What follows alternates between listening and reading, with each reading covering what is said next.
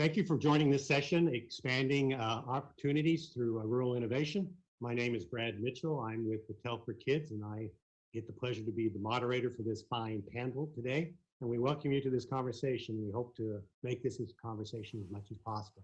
So the way we're going to start off, I'm going to ask each of our panelists to explain who they are, what their organization is, and then what's the coolest thing their organization does to expand opportunity through rural innovation.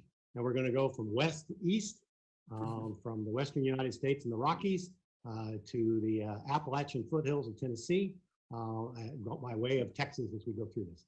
So Nate, introduce yourself, your organization, and tell us one cool thing your organization is doing to expand rural opportunity.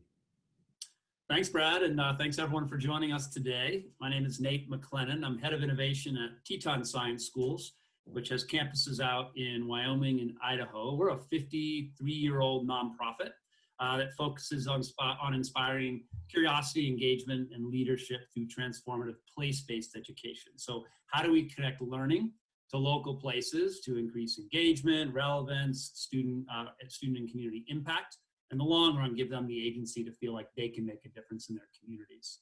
So we run a graduate program, we run field education courses, we run our own pre-K through 12, professional development and consulting.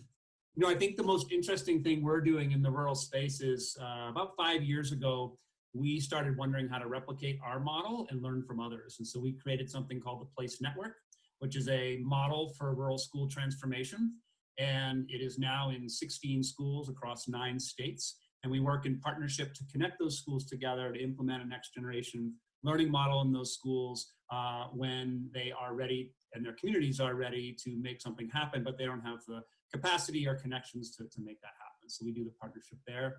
And most recently with the COVID experience, we've been really thinking about how do we deliver online these experiences. So our mantra is deliver online, but implement in place off the screen. So that's some of the work we're doing right now, and super excited to be on this panel today. So.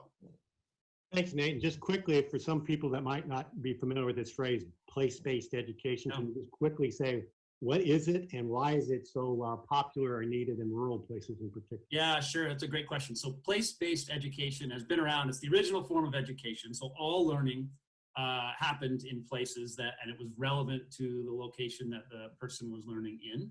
And we've lost that over the last 100 to 200 years. And place-based brings back, how do we take all the content in our schools? And while of course it's going to connect to larger regional and global experiences, how do we start with things that are local? How do we increase relevance around things that students know, and whether that's the ecological, the economic, the social, political aspects of any given community? And in rural places, rural teachers and schools have been doing this for a long time. And one of our efforts is how do we codify it and create a shared language around it so we all can do this better. We find that most rural places, all rural places have really incredible assets and oftentimes are separated from the learning experience in schools. And so how can we reconnect those to take advantage of what students already know, to accelerate learning and opportunity for students, and ultimately allow them to see the strength in their community and the possibilities for the future in their community. So that's place-based education for us. Thanks, Nate. If you could just be more enthusiastic, I would really appreciate it. Very, very helpful. Dana, introduce yourself, your organization, and what's the coolest thing you guys are doing to advance rural opportunity? All right, very good. Thank you, Brad. My name is Dana Lambert. Not only am I a rural native of Pueblo, Colorado, but I've been working with rural education for over 25 years.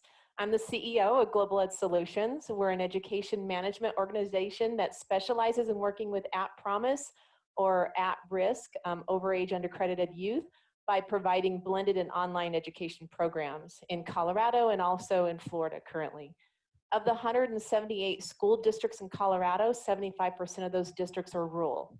So a large portion of our services have been developed to serving rural and at-risk students and families. Our operation focuses on 3 avenues: flexibility, accountability, and exceptional services. So flexibility, we provide a unique approach to education that allows students of all abilities and interests and circumstances to grow through virtually and hands-on learning. With COVID, we've developed and implemented home programs that provide students with the opportunity to participate in hands-on activities such as in the arts, sports makerspace. So we send items to the students' homes. They join us in a virtual environment in a cohort and then participate in the programs that way. It's been very successful. We have over 300 students participating in our home programs. Accountability. This is our secret sauce of what we provide. We develop a culture with every student and assign them to an enrichment life coach. So that life coach stands side by side with the students and the families as they work through both school and their life challenges. We just adopted a new curriculum this year. It's called Base Education. It incorporates a fully remote MTSS, PBIS, it's CASEL approved and evidence-based, and social emotional curriculum. This is real important to us with COVID and many of our students at times feeling isolated. That should a fire word appear, we call them fired words. A student might type suicide as they're reflecting, and then he may delete it saying, no, I'm not going to submit that, but we're alerted. Our life coaches are alerted, our licensed professional counselors are alerted, so that we're able to best provide our students with those needed services that they need. We have community connection events, bringing our partners on site and virtually so that we can continue to build those relationships with our families. So again, our secret sauce is that one-on-one mentorship with our students and the teachers and the curriculum and their social emotional needs. Last one is exceptional. We ensure that all of our 3 schools, they're internationally accredited and recognized through Cognia. So we offer one-on-one academic assistance. We provide school-wide instructional assessments and support services, best practices. We analyze and assess every student's individual's needs to ensure that they have a specific educational pathway. Through our career exploration, it's very natural transition from thinking about school as a place to learn and providing skills such as reading and math to identifying careers that are related to their interests. So our motto is that our students can access any of our services and resources no matter where they're at. So everything that we do is applicable whether you're a rural student or an urban student. We have a strong emphasis in our industrial-led careers, our CTE pathways that empower our students to discover and prepare for those in-demand topics, such as IT and healthcare in our region currently. So it's all about individual services, providing that relationship with our students. That's what we specialize in. So thanks, Brad. Dana. That's great. Kim, introduce yourself from the great state of Texas and what's really cool that you're doing. Yes, I'm Kim Alexander, and I'm here in Roscoe, Texas. I grew up on a farm and a ranch here. My family's been farming here since 1917, so I know rural. Was the superintendent in Roscoe Collegiate ISD for many years, and during that time we developed a model for school-wide early college, and then in 2012 we became the first school-wide early college / STEM academy. And in 2019, the Texas Education Commissioner, Mike Morath, asked us to take our model for rural innovation and become a 501c3 nonprofit for the purposes of scaling that model. Texas has, of the 1,200 school districts in Texas, 700 are classified as small or rural, and in many situations, rural means minimal resources lead to lower expectations and lower outcomes. Ours evolved into what has become known as a P20 system model, based on a high expectation for all students, with the realization that the greater the expectation we can structure, the greater the student aspiration, the greater the aspiration, the greater the outcome. The expectation is for 90% or greater to complete the associate degree before they graduate high school with a work-based certification. And then most recently, in 2017, we became a P-TECH school, which enabled us to support students an additional 2 years beyond high school. And I told Commissioner Morath that since our students already have the associate degree, we're going to provide non-traditional support for a historically underrepresented population in higher education through completion of the bachelor and the graduate degrees, and use the P-TECH funds to pay for it. He said, I'm not sure that's legal, but I hope it is. And so it must be. I'm still sitting here. So we had our first cohort in 2019 of P-TECH students, And we had one young lady that's extremely disadvantaged. She actually graduated early in 15 months in August from West Texas A&M with her bachelor's degree and enrolled in graduate school with an additional 9 months of P-TECH support to her credit. So we think we've found a model to address the generational poverty issue. Texas' fastest growing state in the nation, and 90% of that growth is economically disadvantaged. The workforce issue, 77% of all the jobs in Texas will require degrees and certifications beyond the high school diploma by 2030. So we know students, regardless of their background, can be extremely successful if there's a strong support system in place. The traditional support beyond grade 12 is parents with money. So we're just building a model for support where all K-12 students are in a higher ed system through completion of a more meaningful outcome. Thanks, Kim. With each of you, we could have a whole session just on each of these. This is amazing, innovative stuff. Jeff, close us out. Who are you and what are you guys doing? Thanks, Brad. I just would first begin by saying it's a real privilege to be on this panel and be part of this conversation today, and I expect to learn more than I'm able to provide. But I'm Jeff Hawkins. I'm the Executive Director at Kentucky Valley Educational Cooperative. We are an education service agency serving 23 rural school districts in Eastern Kentucky. We're based in Hazard, Kentucky, and our area borders Ohio, West Virginia, Virginia, and Tennessee. So we're in the Eastern Kentucky coalfields. And we're a comprehensive support agency for our school districts. We involve ourselves in teacher professional development, leadership development, student learning, providing resources, just a range of activities that really covers the ecosystem of public school in the region. I guess one of the bigger things, and we're always doing a lot of exciting things because we have really great teachers, great kids, great staff people here, but we're coming up on what will be our 13th or 14th FIRE Summit. And FIRE for us is an acronym for Forging Innovation in Rural Education.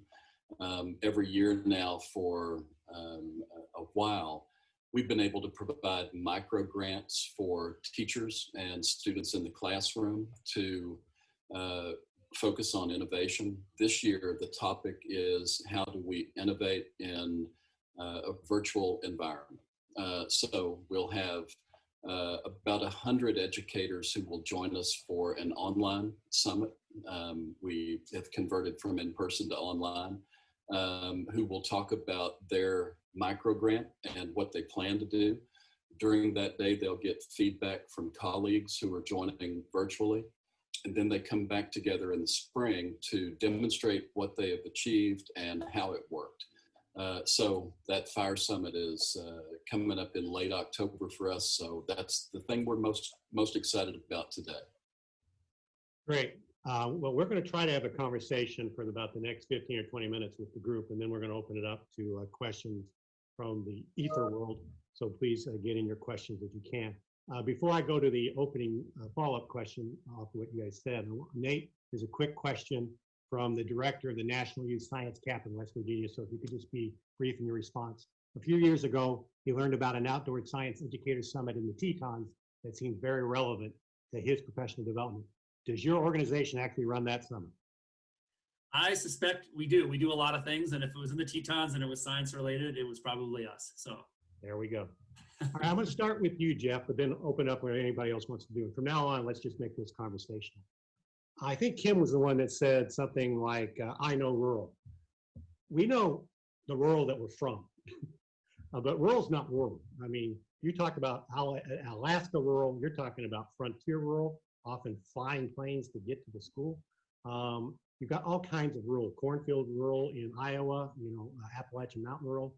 And so opening with you, Jeff, when we talk about challenges and opportunities or improving rural opportunity, knowing that each rural context is different, what would you share about some of the things we're learning about the barriers and opportunities to overcoming rural opportunity challenges? I think here our rurality is obviously some different than other rural places in the country. And the challenges that we face here are really fall into two big categories, isolation and scale. Our districts are all relatively small. The largest district we has maybe 6,000 students, and it's the largest county in all of Kentucky. So that becomes an issue. Our smallest district is about 400 kids, K through 12. So scale is an issue as far as the challenge goes, because we need to teach a robust curriculum. We need to provide as many opportunities as we can to every child. And we need to provide our educators with the resources they need to get better every day. We also face that challenge of isolation. There is no interstate that crosses our area, our region, and we're about the size, maybe a little bigger than the state of Connecticut.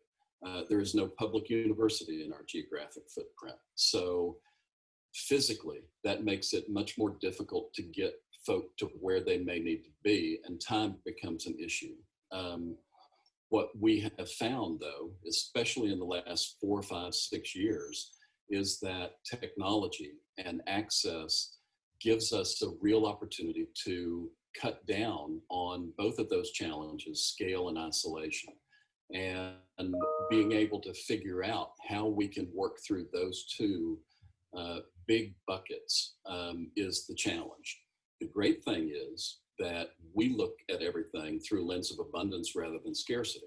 And there are great opportunities out there, some of which we already exist that we can take advantage of. But our focus is really on the concept that everyone, no matter who they are, is a learner, a leader, and a maker. So we try to focus on how do we create solutions to overcome those challenges. And I think, to bring it back to all of rurality, rural folk across this country, those that I've had the pleasure of meeting, are really coming from that mindset. They figure out what they need to do in order to overcome a challenge, and they do that based on what they have. And that is usually very rich. And I hope that got to the question.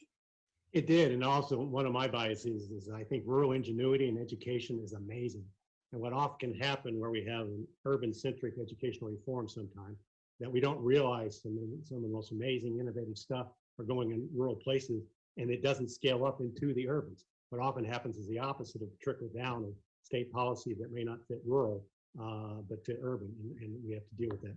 Dana, I want to follow up, because if I understand your model, this issue of isolation, you take it even further in terms of the literal isolation of each individual learner and having a life coach.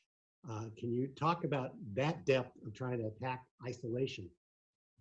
Absolutely. You know, we always tease that that's our secret sauce of our success, is ensuring that every single one of our students is assigned to a life coach that really fits kind of their pathway and what they are aspiring to achieve. So we try and match some of those similar personality traits with the life coach and the student to ensure that the student has that advocate, that mentor to get to that next step. Many of our students, as I mentioned, are very overage, undercredited, so they've had very different family struggles, different, environmental struggles. So we ensure that we are there to help provide that student that support with their social emotional needs, and then also, side by side work in their academics. And it just seems to be this great combination of those two avenues to ensure that our students are successful. So Nate, we got this issue of, we're in many rural places because of geographic isolation, let alone the professional isolation of singleton teachers often in grade levels. And we've got this personalization that Dana talks about, but you bring in this play space. And in many play space, it's very group oriented, it's very community service and community projects. How do you guys wrestle with the place-based issues and the personalization issues?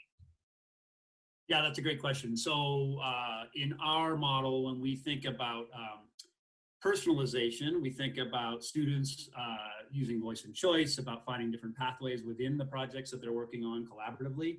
So an example might be, we had a school in Idaho that built a tiny house that was part to address a housing issue in their community. And all the different students in that project had different roles and responsibilities to get that final product done, just like they would do if they were adults. And so I think that there's an incredible room for it in place-based where people can find the avenues where their interests lie and then tie those back into the projects themselves. And the art of this, the art of teaching, is having a teacher who can creatively seam those things together while achieving state standards and the other things that they need to achieve.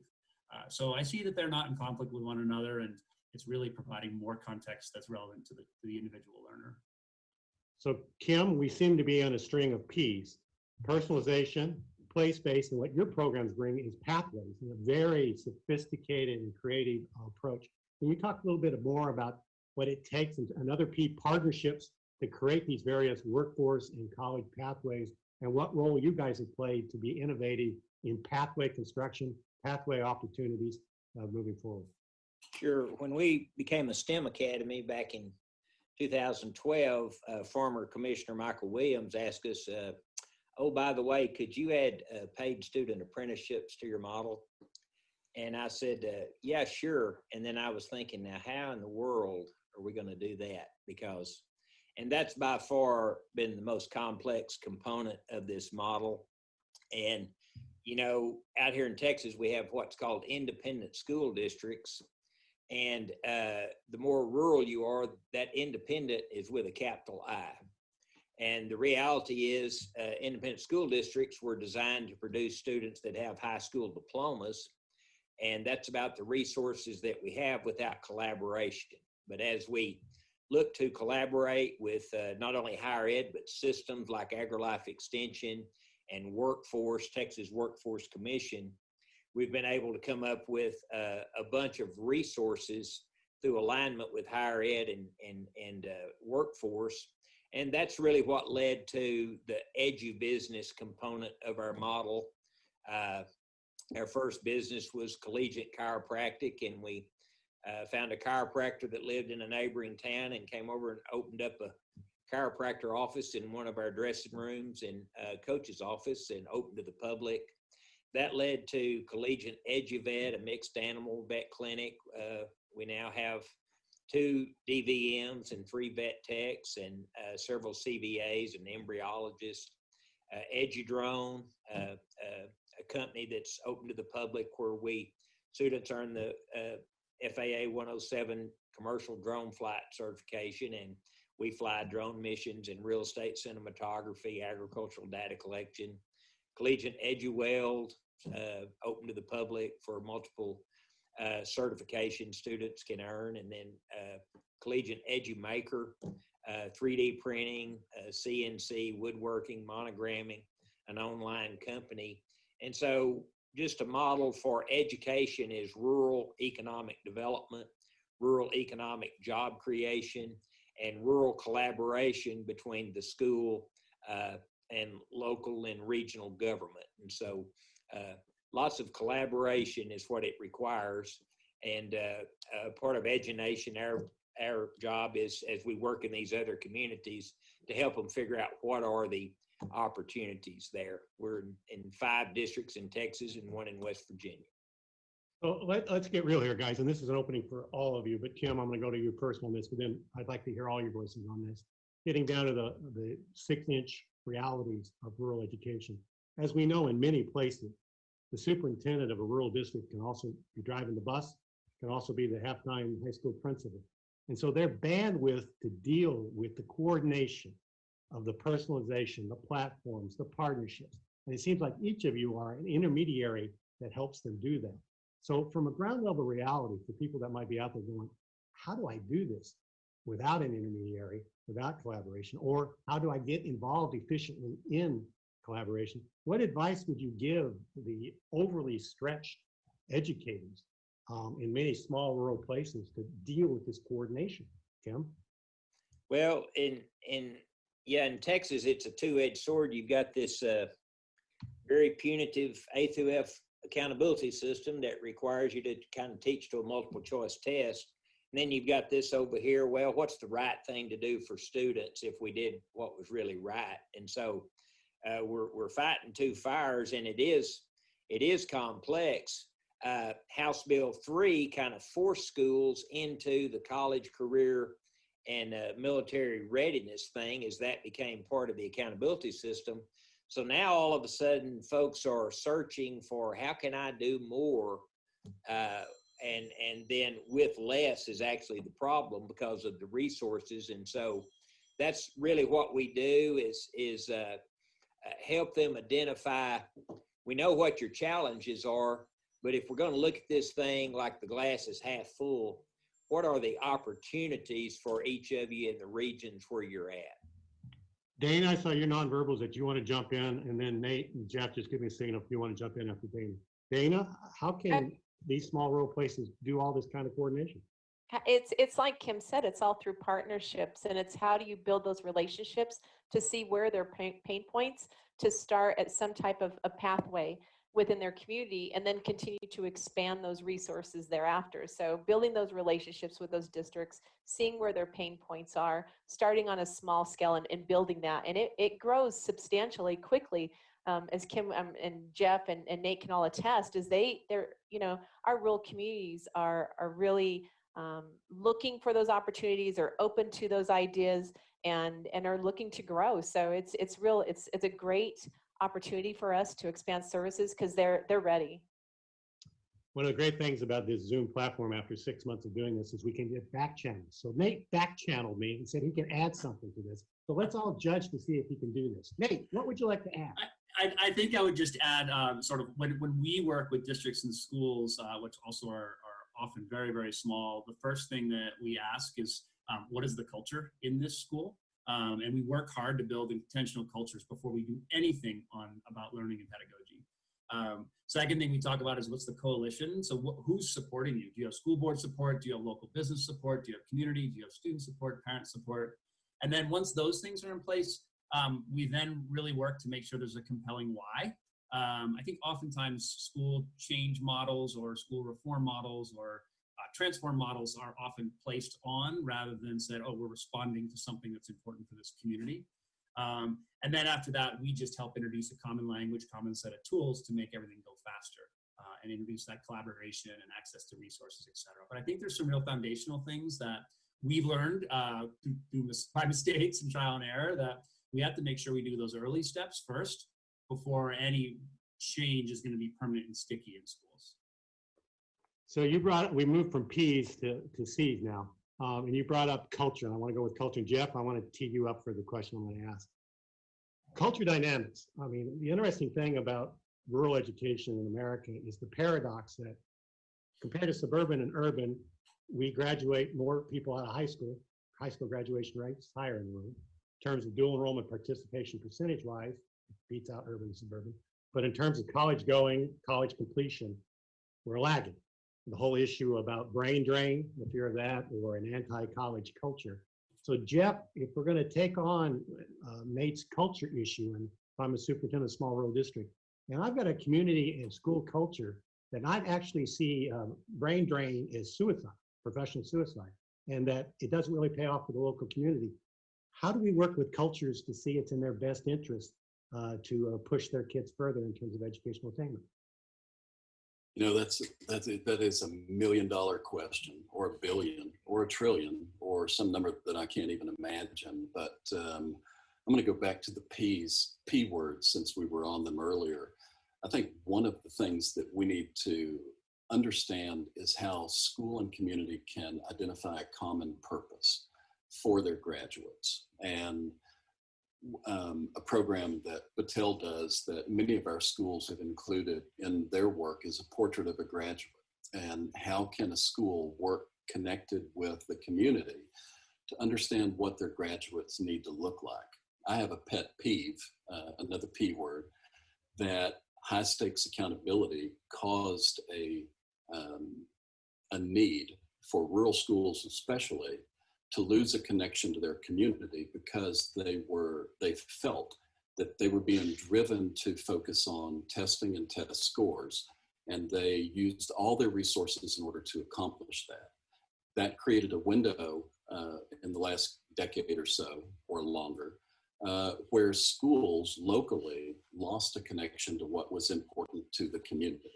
And I believe that if we can understand that we can educate children and those kids when they graduate can remain in a rural community, that begins to aim itself at helping to focus on the culture issue. Because many of our kids, and I'm sorry to go on so long, but we know based on work that Ruby Payne did about children of poverty, that many folk who don't have a lot economically, their greatest treasure is their child, and they do not want to lose that child. So if they graduate that kid, they know that in all likelihood, because there's not a diversity of employment opportunities in their rural community, that they may lose that child. So we need to work hand in glove, community and school, to figure out how we can create opportunity where we are so that children have the ability to come home and to work there and contribute there, rather than do really well and go to a different community and contribute in that place. And that's one of those topics we could talk about for about 2 days, but that purpose and commitment to figuring out what the future might be would be my answer to get at culture and at discovering that common purpose, which is what we have to have. So Kim, I want to build off of that because often we can think of opportunity without thinking about payoff. People can have opportunity, but if it doesn't pay off in terms of the town not going down, in terms of kids coming back, or kids getting a well-paying job and a future. I know you guys in particular have done a lot to talk about the purpose and value of the payoff. So what could you share with people that are involved in this session about how you document and communicate payoff from the community to the parents to the kids themselves? Because you guys have done a lot of that with the work you've done. How do you calculate payoff and communicate it? You know, there's, as we all know, there's lots of disadvantages to being rural, but one of the advantages is you can get everybody in the same room if you need to, and you can talk about what is the problem, what is the solution, and is it working? And we do that a lot, not just with parents and community members, but with our students. You know, here's what the data is telling us that is likely to happen to you based on your circumstance that you were born into. And here's a solution that we've developed that is working. And here's all these examples. These are people that many of them you know. We bring a lot of our graduates back. We've got our first 20, we call it a P20 model, and Dr. Jose Rangel was a 2013 graduate of Roscoe in Western Texas, a 2016 graduate of Angelo State, and then in 2019 completed his doctor's degree in physical therapy and came back to this community to work in the local hospital. And he's kind of serving as our poster child. He's first generation. His dad's a farm worker. His mother's one of our custodians. And he tells our students, if I can do it, you can do it, anybody can do it. And here's the place to get that done. Okay, we have a question from the participants, and I think Nate and Dana, I think either one of you can go for it, or both of you a toss-up. It deals with culture again. On the topic that most education reform policies are urban-centric, what do you believe is most lacking in regards to culturally responsive education practices in rural areas? What changes would you like to see in resources that ed tech companies could provide, particularly around culturally responsive, or beyond ed tech companies as well? Dana, Nate, who'd like to go first on cultural responsive? You take it away, Nate, and I'll follow up. Well, I mean, I'm not sure this is ed tech related, so I'll go with the non-ed tech. I think the biggest thing is flexibility. I think most policies and systems and reform models are based, like you said, on the urban sector, and they're designed for districts that are massive with many, many schools involved and rollouts that are much more comprehensive. And the smallest district we work with is 58 students, one school, one principal who's also the superintendent, and most policies are not applicable to them. And they're always trying to shift around resources to allocate things to different buckets so that they can spend them in the ways that make sense. I think the second piece would be innovations, or this is ed tech related, is ed tech innovations that would connect to any place And so, but yet build out of the assets in that place. And so if you think of all the examples we've been talking about today as it's connecting locally, is how do we create systems that are simple, that work in any geography, that allow students quickly to see, here are people I can connect with to do these projects, and connect with these individuals and professionals to help advance and build my social capital. And there's a few models out there technology-wise, but not extensive. So I think there's a lot of opportunity there in the technology world. Thanks, Nate. Dana, a minute or so?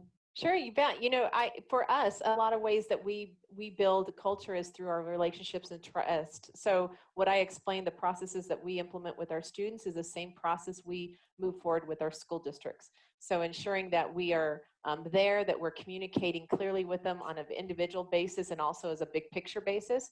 So because we're online, a lot of that is through our dashboards. We're able to provide where we're at and what are our goals and where we're heading, and rural districts really appreciate that, so they could see what success is growing, and also, you know, what are some projections we can make for other pathways or other kind of models. So that's how we really address the culture, is strong communications and building our relationship. Great. We have a toss-up question. Anybody can go for this. I'm not going to identify anybody unless we have 22 seconds of silence, then I'll jump in. The question is from the group: what about opportunities for parents with wraparound programs help uplift the whole family and thus help the child be successful? Anybody want to talk about wraparound programs in rural schools? I can, if nobody else, or I'll try to be really brief if I can. But that is absolutely critical to the process of rural learning. I think Kim talked about relationship building and being able to be out and listen and get the same people in a room. That's really important, especially right now today with COVID and so much of the learning taking place in a blended or a hybrid or a virtual environment. Many of the children that we have who are school age are not being raised by natural parents. Many of them are with a sibling, they're with an uncle, they're with a grandparent for a lot of different reasons. And being able to teach virtually requires some knowledge of how do you connect to the Wi-Fi? Do you have a device? What we try to do here is do workshops. Sometimes right now they have to be online, but we need all of the caregivers, and we don't use the term parents as much anymore. We talk about caregivers for that reason, to be able to understand that they play a significant role in the education of that child. All of Kentucky schools have family resource youth service centers with people who are dedicated to providing for the needs of the children who are there. So it's absolutely critical to be able to involve that entire family unit or the caregivers in education. Again, going back to purpose and understanding why and what will happen with those kids in that continuum of their learning. So we have 5 minutes left. I'm going to do another round robin on this. Get each of your thoughts, because you guys are an amazing panel. And I'm going to take us quickly to rural Italy about 20 years ago. So I'm in rural Italy, and I'm in the remains of a 700, 800-year-old cathedral. Roof's gone, windows are out, and its grass is growing where the floor would have been. And I'm sitting there, and the docent comes up to me and he can see that I'm thinking, which is not always the case.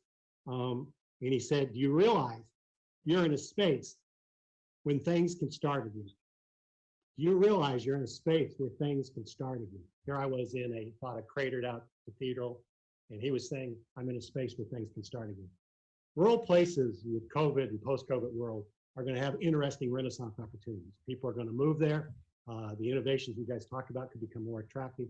So each of you, in about a minute, when you think about where we are in the space we are with COVID, what are you most hopeful about in terms of what rural innovations are out there in which we can start again the purpose of education that matches today's needs and tomorrow's realities?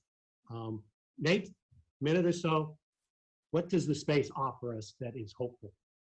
One of the things that we say in our org and when we work with communities is that all places are special or no places are special. So we really look at a very sort of asset-based model where that there are strengths in every place. And from that, I think I'm most optimistic about how COVID has been a real challenge for every school, rural, urban or suburban, it is an opportunity to reinvent and reimagine. And we've had to do that really, really quickly. And I'm seeing that within our network is that what we have been working with schools on has only become more important.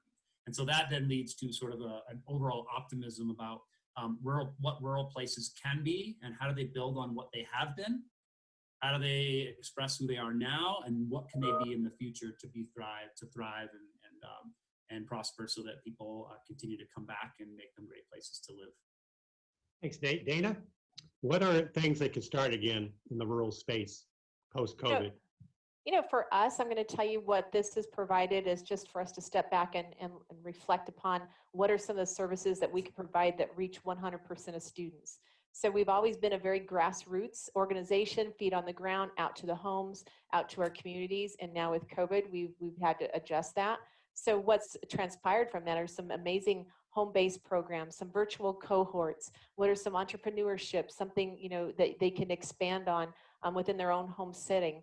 The word that comes to mind is making sure everything's equitable and equal for every student, no matter who's coming through our door. That we have services that will meet your needs. So that's what COVID's provided for us. Thanks, Dana. I'm going to have to stop you there. I'm getting a 1-minute warning. So Kim, you got 15 seconds to give your best optimism, and then Jeff, you got 15 seconds. Kim, what are you optimistic about rural innovation opportunity moving forward? Well, the wide open spaces have never looked better than they do now because of COVID, and it really is an opportunity to make rural America great again. And so let's seize the opportunity. That might be on a hat or a bumper sticker. I'll have to work on that. Jeff, get to close us out. I would hesitate to say build back better, but just for the fun of it, I did. I think that the sky's the limit. We do have an opportunity. We need to take advantage of it. We need to build on assets and strengths, and those have always been here, but we're getting smarter every day. So it depends on us to figure out how we're going to make that happen. And I just like to say to the people watching, if there's any philanthropic people watching this, invest in rural education innovation. It's a good investment moving forward. We had great 4 examples of amazing things they're doing. I'd like to thank this amazing panel and thank the opportunity to talk about rural opportunity and innovation. So thank you very much, and everybody stay safe and healthy. Thank you, Brad.